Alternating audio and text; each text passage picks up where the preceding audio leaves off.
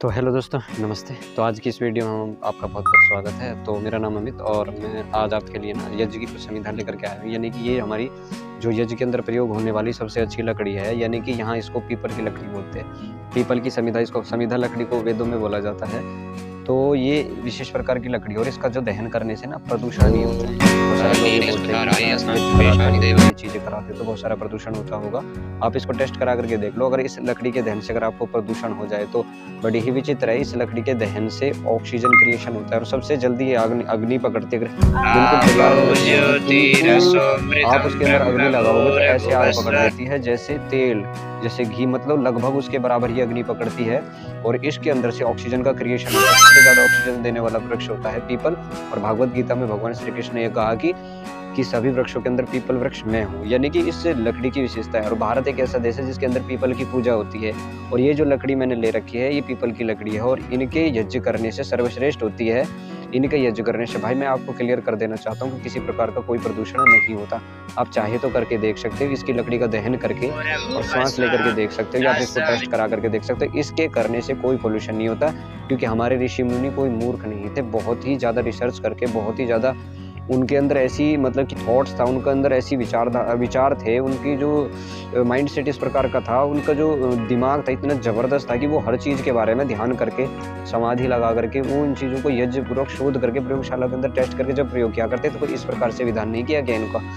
इनके पीछे जलाने के पीछे, यानी कि अग्नि के अंदर इनको डालने के पीछे, देवताओं को समर्पित करने के पीछे जो भाव होते हैं, जो अग्नि के अंदर जो घृत आदि डाला जाता है, कर्पूर आदि डाला जाता है, उनके पीछे बहुत बड़ी भावनाएं होती है, कोई ऐसे ही नहीं होती। तो ये जो लकड़ी है ये बड़ी ही विशेष लकड़ी है, विशेष प्रकार की। मेरे हाथ में थी इसलिए पीपल की मैंने आज लेकर के रख रखी थी। तो पीपल की समिधा यानी कि पीपल की जो लकड़ी होती है यज्ञ के लिए सर्वश्रेष्ठ, सभी लकड़ियों में सर्वश्रेष्ठ लकड़ी पीपल की मानी जाती है। और इसकी खास बात मैं आपको बता देता हूँ, पीपल की लकड़ी को जब जलाया जाता है तो उसके दहन के पश्चात उसका जो कोयला होता है, यानी कि उसका कोई किसी प्रकार का उसके अंदर कोयला नहीं बनता, वो राख के रूप में बदल दी जाती है। और जो इसकी राख है, अगर आप इसको पेड़ों के अंदर डालते हो, पेड़ों की जड़ों में डालते हो, कहीं ऐसी जगह डालते हो, तो बहुत सारी औषधियाँ ऐसे तैयार की जाती है। यानी कि कुछ प्रकार की सामग्री, जैसे कि भाई किसी को किसी प्रकार का रोग है तो सामग्री के साथ अगर पीपल की लकड़ियों के साथ अगर यज्ञ करोगे और उस सामग्री का सुबह क्या पानी भी डाला जाता है, पानी भी पिया जाता है, चमड़ी के ऊपर भी लगाई जाती है, बहुत सारे रोगों में भी काम करती है। और पीपल एक ऐसा वृक्ष है जो आपको आज नहीं तो कल, जहाँ पीपल होगा उसके नीचे आप बैठ करके देख लो, बाहर कहीं जा करके देख लो, कितना अद्भुत लाभ देता है।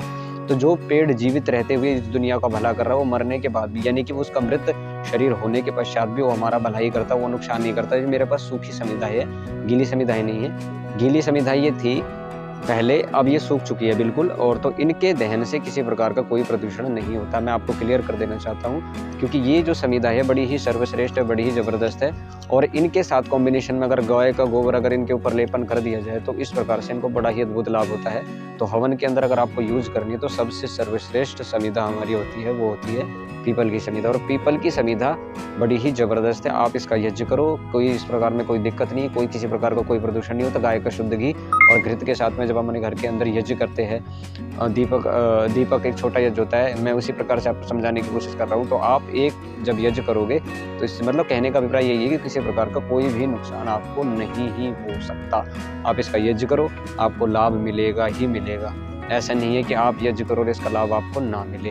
ये लकड़ी विशेष प्रकार की लकड़ी है, पीपल की बिल्कुल ताजी लकड़ी है, यानी कि पीपल की बिल्कुल सब छांटी पीपल की, ना तो उसमें कोई कीड़े हैं किसी प्रकार के नहीं, बिल्कुल साफ शुद्ध लकड़ी है। उस प्रकार से लकड़ियों से आप यज्ञ कर सकते हो घर के अंदर। एक समय में जब मेरे पास थोड़ा सा समय लगेगा तो मैं यज्ञ का पूरा विधि विधान किस प्रकार से कैसे कैसे यज्ञ किया जाता है उसका एक वीडियो बना करके आपके सामने प्रेजेंट करूंगा, शूट करूंगा।